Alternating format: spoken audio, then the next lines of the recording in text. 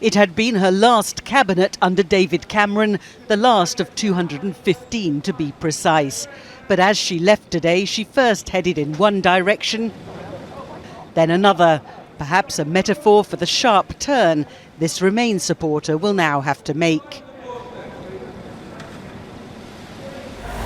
Around the back, the removal men were arriving, a sign of the sudden shift in power that will see David Cameron out of number 10 by tomorrow, after 6 years at the helm. There was a feeling across the Cabinet of great pride at what David Cameron's achieved over the last 6 years. Sadness that it's ended in a way perhaps much quicker than people thought. It was very moving at the end, but the Prime Minister's a very professional guy, and he thanked everybody for their efforts, wished everybody well. This afternoon, Theresa May said her farewells at the Home Office, then headed to party headquarters to thank staff there. The first woman Prime Minister for 26 years, Theresa May's first big challenge is to appoint a cabinet that can help heal the rifts that have been damaging her party for months.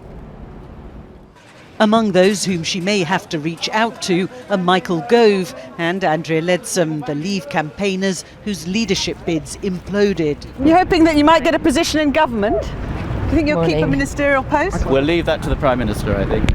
Her decision to quit the race propelled Mrs May into number 10. But what's the challenge now? There is still huge uncertainty about where the country is going. She used the phrase Brexit means Brexit, but nobody really knows what it means, do they? Well, our commitments are very straightforward. We're going to take Britain out of the European Union in the best possible way for the country.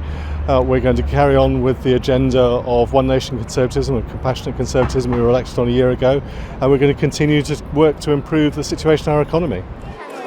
The architect of last year's victory, David Cameron, was at a free school in West London this afternoon, his last official visit. Would you prefer to be a teacher or a farmer, he was asked. Teaching, he suggested, but for now at least he's staying on as an MP. Back in Downing Street, flowers had arrived for Samantha Cameron. Raising a young family here can't have been easy, but the family's swift exit now leaves little time for reflection or regret.